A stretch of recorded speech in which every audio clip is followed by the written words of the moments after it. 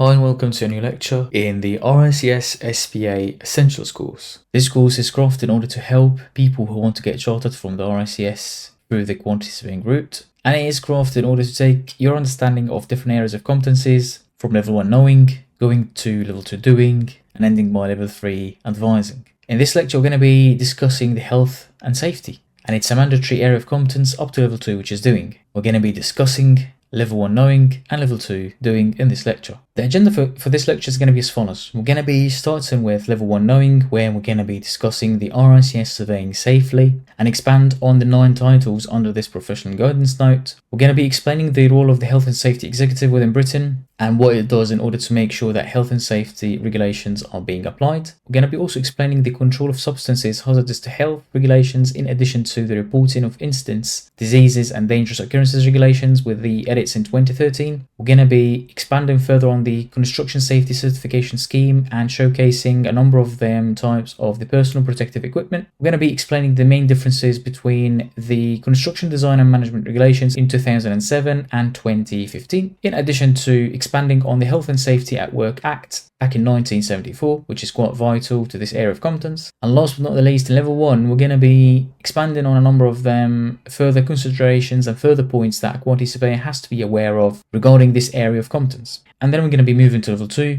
where the main point of discussion is going to be how we can apply the knowledge from level 1 into that area of competence. And the main thing we're going to be focusing on is how we can make the best use of the instance reports so that the quantity surveyor can report and act on the different incidents and accidents that might happen in the workplace and on site.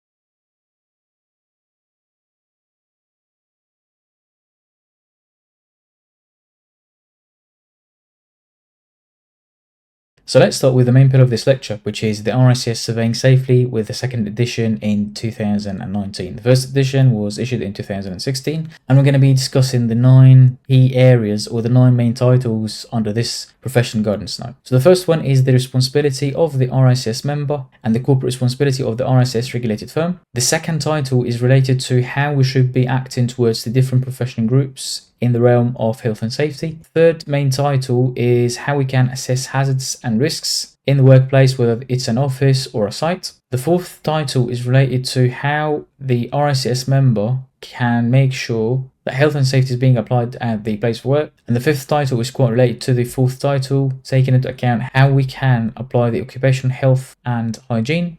The sixth title is quite related to what should we do when we visit any sites or premises. Title number 7 is related to the fire safety, and not forgetting to mention what happened in Grenfell in 2017, which led to lots of reports regarding to fire safety. This area of competence is going to be massively connected to construction, technology and environmental services. The 8th title is quite linked to the residential property surveying, and the last title is related to the general management and procurement of contractors. Now let's dive deeper into each and every single title and expand on each one separately.